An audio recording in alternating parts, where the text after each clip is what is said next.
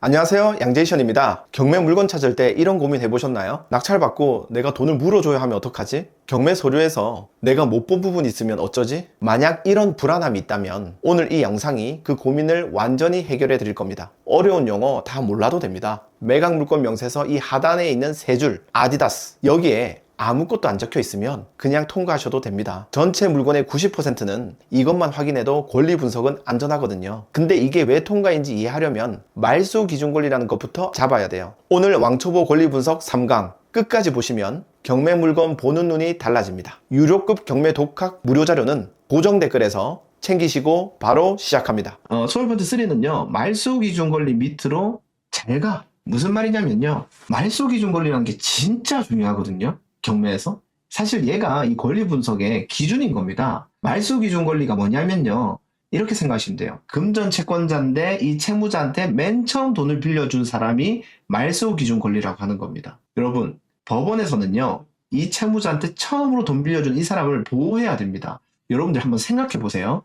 여러분들이 어떤 사람한테 근저당을 잡고 돈을 빌려줄 거예요. 근데 내가 근저당을 설정했는데 내 뒤에 누군가가 들어와서 내가 나중에 배당받는 거를 방해한다면 여러분은 돈을 빌려주시겠습니까? 맨 처음으로 돈을 빌려주는 사람이 나중에 뒤에 들어온 사람 때문에 내가 나중에 배당받는 게 침해가 된다면 돈을 안 빌려주겠죠. 안 그렇지 않을까요? 만약에 이 경매법을 이런 식으로 만들어 놓으면 아무도 돈을 빌려주지 않고요. 은행도 돈을 빌려주지 않게 되고요. 이 자본주의가 돌아갈 수가 없습니다. 부동산 시장이요. 맞죠? 그렇기 때문에 이 경매법에서는요, 처음으로 돈 빌려주는 사람은 무조건 지켜줘야 돼요. 여러분, 이렇게 설명해야 말소 기준 권리가 머리에 잘 들어와요. 다시요. 처음으로 돈 빌려주는 사람이 나중에 이걸 매각해서 배당받을 때 어떤 방해도 받지 않게 만들어야 됩니다. 그래야 우리 자본주의가 금융이 돌아가는 겁니다. 자, 그렇기 때문에 말소 기준 권리가 이 경매법의 기준이 되는 이유가 말소 기준 권리 뒤에 들어오는 모든 인수되는 권리는 법원에서 다 삭제 처리하는 대법원 판례가 엄청 많아요. 그렇기 때문에 이 말소 기준 권리를 찾는 게 진짜 중요한 거예요. 다시요, 말소 기준 권리를 찾아야 그 다음에는 다 소멸되면서 우리가 책임 안 진다, 반대로 생각하면 이렇게 된다는 겁니다. 자, 그러면 이 말소 기준 권리를 찾아야 됩니다. 한번 화면을 한번 보시겠습니까? 여러분, 이 말소 기준 권리라는 거는 금전 채권인데, 금전 채권은 갑구에만 있나요? 을구에만 있나요? 아니면 퍼져 있나요? 답변 주세요. 이 금전 채권은 갑구에만 몰려 있을까요? 을구에만 몰려 있을까요? 아니면 섞여 있나요? 섞여 있죠. 왜냐면은 이제 그 가압류, 압류 같은 경우에는 갑구에 있고, 그 다음에 근저당권 같은 경우에는 이제 을구에 있잖아요. 그렇기 때문에 갑구, 을구를 합쳐서 가장 먼저 등기된 금전 채권을 찾아야 되는 겁니다. 그래서 말소 기준 권리를 찾을 때는 우리가 일명 통합 등기부로 해가지고요, 시간 순으로 갑구와 을구를 이렇게 배열을 한번 시켜줘야 됩니다. 이게 이제 요새는 이제 우리가 경매 사이트가 잘 돼 있기 때문에 이게 통합 등기부가 딱 밑에 나오죠. 하지만 옛날 조선시대 때 경매 공부하셨던 분들은 이거를 통합 등기부 만들기가 과제였습니다. 원래 1주차 과제. 예, 그래서 여러분 눈앞에처럼 갑구, 을구에 있는 등기 권리들과 시간 순으로 쫙 줄을 세우는 겁니다. 그러면 이 중에 가장 먼저 돈을 빌려준 금전 채권이 바로 말소 기준 권리가 되는 것이고, 제가 결론부터 말하면 이 말소 기준 권리 뒤로는 전부 소멸 처리해 주는 게 바로 경매법이다. 이렇게 이제 설명을 드리는 거거든요. 자, 여러분 눈앞에 말소 기준 권리는 누구일까요? 을7인가요?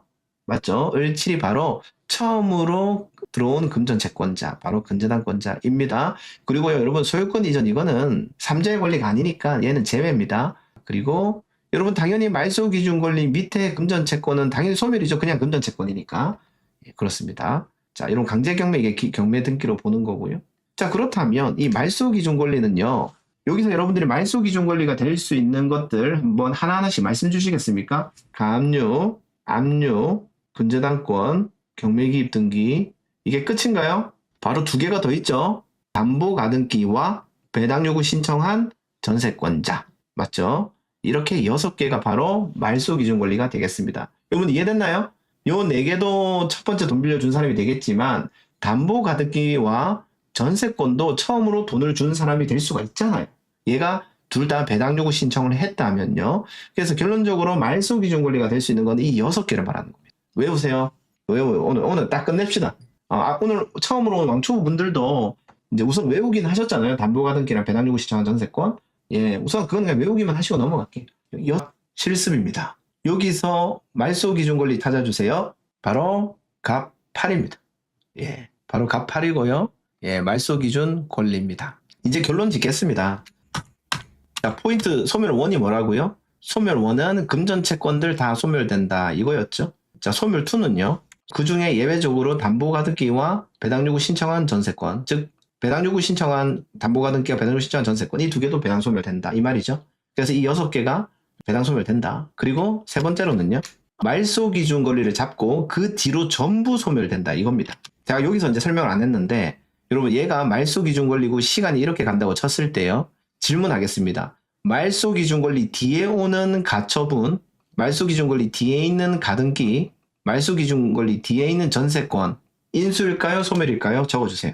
말소 기준 권리 뒤에 가처분, 가등기, 전세권은 소멸입니다, 여러분. 왜 소멸되는지 제가 원리 설명했죠?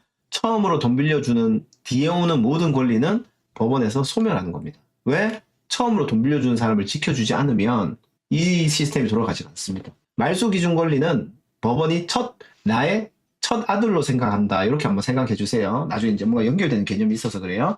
자, 법원에서는 말소 기준 권리를 그러니까 첫째 아들로 생각한다. 첫째 아들 뒤에 들어오는 사람들은 무지막지하게 다 없애버린다. 이렇게 생각하시면 됩니다. 자, 그렇다면요. 결론은 뭐예요? 이제부터 우리는 권리 분석할 때 파트 1에서 이것만 하시면 됩니다. 말소 기준 권리를 찾고 그 앞에 인수하는 권리가 있는지만 보시면 됩니다. 여러분 결론을 생각해 보세요. 말소 기준 권리 앞에 인수하는 게 있으면 이 물건을 인수하는 거고요. 말소 기준 권리 앞에 아무것도 없으면 이 물건은 괜찮은 겁니다. 담보 가등기가 아니라도 소유권이자 중고 가등기라도 말소 기준 권리 뒤에 오면 소멸입니다. 전세권도 소멸입니다. 다 소멸입니다. 알겠죠?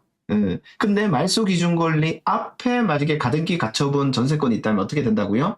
인수입니다. 이거 중요한 거니까 반복할게요. 말소 기준 권리를 찾습니다. 말소 기준 권리보다 뒤에 인수되는 권리가 있다면 다 소멸. 말소 기준 권리보다 앞에 뭐가 있다면 그건 인수되는 권리입니다. 이 원리 이해되셨나요? 말소 기준 권리 앞에는 원래 권리가 없어야 돼요. 근데 말소 기준 권리 앞에 무슨 권리가 있다면 그거는 무조건 인수하는 권리인 겁니다. 원리로 봤을 때. 맞나요? 예, 이 초보자분들이 있으니까 반복을 계속 하는 거예요. 자, 말소 기준 권리가 금전 채권에 가장 빠른 사람이죠. 이 말소 기준 권리보다 앞에 어떤 권리가 있다면 이거는 우리가 인수하는 권리입니다. 그렇기 때문에 이거는 우리가 조심해야 된다. 이렇게 저는 말씀드리는 겁니다. 이 말소 기준 권리 앞에 인수되는 권리가 있는 걸 억지로 우리가 낙찰받아서 하는 걸 뭐라 그런다? 이거를 이제 우리가 특수물건이라고 그러는 특수물건. 예. 선순위 가처분, 선순위 가등기, 선순위 전세권 물건이다. 이렇게 얘기하는 겁니다. 알겠죠? 그래서 우리가 앞으로 선순위 가처분이다, 선순위 전세권이다, 선순위 가등기다. 이 얘기는 뭐냐면 말소 기준 권리보다 앞에 있을 때 우리가 선순위 이렇게 표현을 합니다.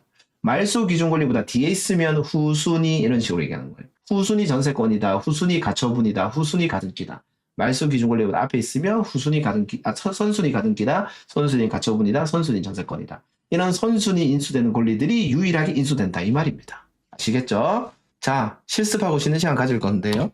자, 이 물건 누가 말소 기준 권리라고요? 아까 여러분들이 말씀 주셨죠? 값 8번 얘가 말소 기준 권리입니다. 질문하겠습니다. 이 사건에서 인수되는 권리 있습니까? 없습니까? 가처분은 인수가 되겠네요. 빠밤. 여러분, 요 밑에 있는 소유권이자 정후 가등기는 인수입니까? 소멸입니까? 소멸이겠죠. 예. 결론적으로 어떻게 하면 된다고요? 말소 기준 권리를 찾고 요 위에 뭐가 있는지만 보는 겁니다. 자, 소유권 이전 아니라고 그랬죠. 이건 권리가 아니죠. 예. 요게 인수된다. 이렇게 보시면 되겠습니다. 자, 말소 기준 권리를 찾아주세요. 여러분, 을구입니다. 예, 을구. 자, 이 사건 인수한 거 있나요? 인수하는 거 없습니다. 대부분 이렇습니다, 여러분. 99% 이렇습니다, 진짜. 자, 여러분, 이 물건, 말소 기준 권리 찾아주세요. 예, 혹시 인수하는 게 있나요? 인수하는 게 있나요? 이거 인수죠. 자, 여러분, 이 상황에서 무조건 인수일까요? 아니면 어떤 상황에서는 인수를 안 하는 사건일 수는 있나요? 만약 이 왕소혜 씨가 배당 요구 종료일 이전까지 관련 서류와 배당 요구 신청을 했다면 담보가등기로 된다면 말소 기준 권리 누굽니까? 이 사건에서. 자, 그렇다면 말소 기준 권리는 얘가 됩니다. 자, 이거 어떻게 알아볼까요? 우선 문건 송달 내역에 배당 요구 신청을 했을 거고요. 자, 나중에 우리가 알겠지만은 매각 물건 명세서에 말소 기준 권리가 표시가 되거든요. 잘 보세요, 여러분. 얘가 만약에 담보가등기가 아니라면 매각물권 명세서에 누가 말소기준 권리로 표시돼 있다? 답변해 주세요. 얘가 만약에 담보가등기가 아니라면 매각물권 명세서에 누가 표시돼 있다? 얘가 표시돼 있을 겁니다. 근데요, 만약에 얘가 담보가등기라면 매각물권 명세서에 누가 표시돼 있다? 얘가 표시돼 있습니다. 예, 이걸 보고 알아보는 거예요. 그리고 얘가 근저당 뒤에 있으면 상관없잖아요, 인수된.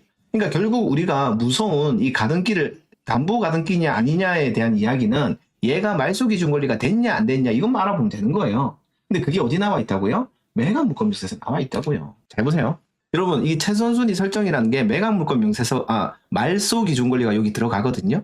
여러분들이 배운 거는 소유권이전 정후 가등기가 여기 들어갈 수 있습니까? 이 칸에?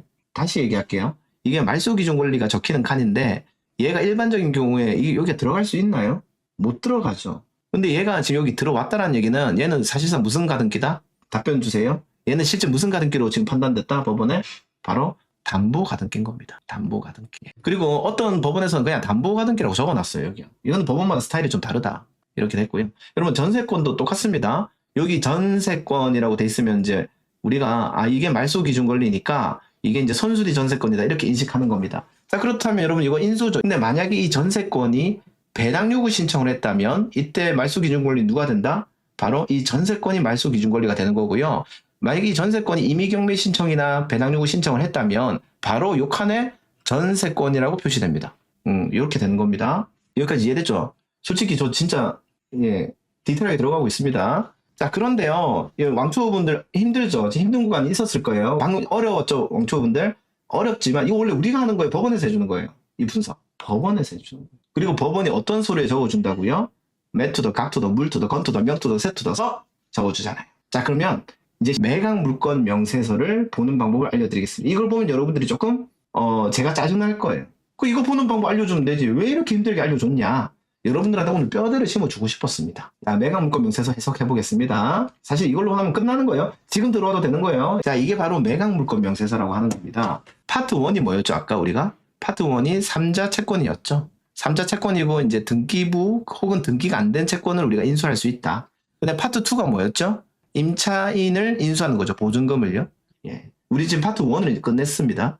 자, 그래서 파트 1은 여기에 인수되는지 안 되는지를 적어줍니다. 그리고 파트 2는 여기에 인수되는지 안 되는지를 적어줍니다. 근데 파트 2는 우리 쉬는 시간 가지고 할 거니까 지금은 빼고요. 우리는 파트 1을 결국 법원의 결론 레포트를 확인하면 되는 거예요. 방금 우리가 힘들게 봤던 거 필요 없어, 사실. 요 밑에 이것만 보면 되는 거예요. 그리고 말소기준 권리는 또 여기 적어 놓는데, 알겠죠? 여기가 말소기준 권리입니다. 그리고 인수되는 게 있으면 여기 밑에 적어줍니다. 이게 결론입니다. 파트 1이 밑에 표시가 되고 파트 2는 위에 표시가 된다. 쉬는 시간 가지고 파트 2 할 건데 파트 1 조금만 더 들어가고 끝내도록 하겠습니다. 자, 파트 1은요. 첫 번째 요 세 칸을 확대해 봤습니다. 위에 보면 뭐라고요? 부동산에 관한 권리 또는 가처분으로 매각하는 거. 즉 아니하는 거. 즉 인수하는 거. 여기는 어떤 애들이 들어올 수 있을까요? 만약에 인수하는 거라면 가처분, 가등기, 전세권이 만약에 인수할 게 있다면 요 첫 번째 페이지에 다 적어줍니다. 우리가 하는 게 아니라 법원에서 권리 분석해서 다 적어준다고요. 여기 그냥. 자, 두 번째 칸은요. 어떤 게 적힙니까? 바로 지상권이 있다면 적어줄게. 그래서 지상권이 있으면 이제 여기 적어주고요. 그런데 여러분 제가 아까 어떤 표현을 썼죠? 등기가 안 된 3자 채권도 파트 1에 속한다고 그랬죠. 근데 이때까지 저희는 등기된 권리에 대해서만 서로 이야기를 했습니다. 자, 지금 이제 간단하게 등기가 안 된 권리도 우리가 인수할 수 있습니다. 좀 무섭죠? 그런데 걱정하지 마세요. 등기가 안 되는데 우리가 인수할 수 있는 권리도 여기 밑에 다 적어줍니다. 자, 바로 법정지상권이라는 게 있는데요. 이것도 특수물권에 속합니다. 자, 법정지상권이란 거는 등기는 안 돼 있어요, 지상권이. 근데 어떤 기준을 만족하면 이 지상권으로 인정해 준다라는 거예요. 즉, 이것도 우리가 인수할 수도 있는 무서운 인수 권리가 되겠죠. 자, 이 법정지상권도 사실은 여기 적어줍니다, 여러분. 여기 두 번째 칸에 적어줍니다. 그래서 두 번째 칸에 지상권, 법정지상권이 아무것도 안 적혀 있으면 인수 안 합니다. 옆에 어떻게 적혀 있냐면 위반 건축물이라고 되어 있습니다. 위반 건축물. 여러분 가려진 게 위반 건축물 하나만 가려져 있습니다. 죄송합니다. 자, 그 다음에 비고란에는 어떤 게 들어올 수 있나요? 유치권이라든지 대지권 미등기라든지 위반 건축물. 이거는 사실 인수하는 건 아닌데 이런 특이사항의 하자가 있다면 또 적어준다 이 말입니다. 자, 그래서 여러분 우리가 3자 채권을 인수할 가능성 있는 모든 거를 요 밑에 세 칸에 다 적어 준다라는 거예요. 근데 제가 질문해 보겠습니다. 이런 가처분, 가등기, 전세권, 지상권, 법전재산, 유치권, 대지권, 비등기 위반 건축물이 100개의 물건 중 하나라도 적혀 있는 게 과연 몇 개가 있을까요? 여러분한테 질문하는 겁니다. 100개의 경매 물건, 아파트, 빌라 중에 여기 적혀 있는 10개 중에 단 하나라도 인수할 게 있는 게 과연 100개 중에 몇 개가 될까요? 몇 개 안 돼요. 5%도 안 됩니다, 여러분. 물론 이제 빌라면 위반 건축물이 조금 있긴 해요. 빌라면은. 자, 근데 없어요, 대부분. 좀 이따 저랑 실습하면 놀랄 거예요. 가처분, 가등기, 전세권, 지상권이 여러분 가면 많겠나? 없다니까요. 법전세상 없어, 아파트, 빌라에. 유치권도 간혹 있지만 거의 없어요. 알겠죠? 자, 그렇기 때문에 여러분 100개 중에 95%는 이게 전부 다 흰 색깔 세 줄입니다. 자, 여러분 제가 양재에서 가장 최고의 유행어 말씀 주세요. 밑에 흰 색깔 세 줄 아무것도 인수하는 게 없다. 네 글자로. 양재에서 최고의 유행어. 바로 아디다스다. 요 흰색 세 줄을 저는 4년 전부터 아디다스라고 부릅니다. 여러분들은 그냥 아디다스만 앞으로 하시면 됩니다. 나중에 여러분들이 특수 물건을 할 수 있는 실력이 되면 그때는 이거 적힌 걸 하세요. 적힌 거를요.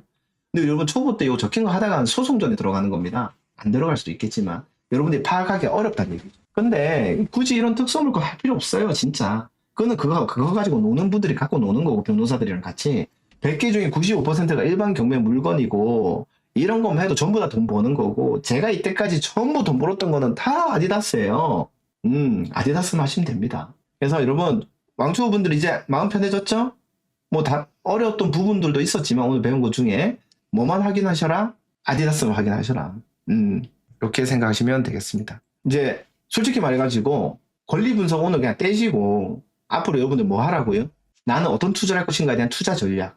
오늘 3강에서는 말소 기준 권리를 찾고 그 앞뒤로 인수와 소멸을 구분하는 법까지 완전히 정리했습니다. 4강에서는 임차인 대항력으로 넘어가겠습니다. 낙찰받은 집에 세입자가 있을 때 보증금을 내가 물어줘야 하는지 그 판단 기준을 딱 알려드릴게요. 4강 꼭 챙겨보세요.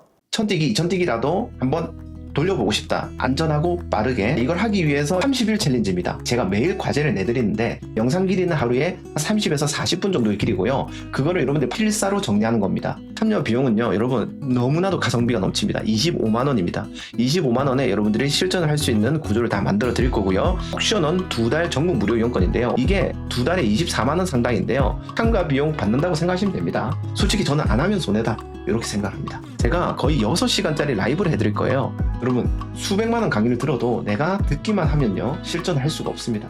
25만 원이란 금액으로 여러분들이 머릿속에 넣고 구조를 짜고 스스로 실습을 통해서 할 수 있게끔 해야 여러분 첫 경매 도전 이걸 할 수 있다고 생각합니다. 잠깐 1부터 100까지 숫자를 하나 골라 댓글에 남겨주세요. 당첨자분을 다음 영상에서 공개하도록 하겠습니다.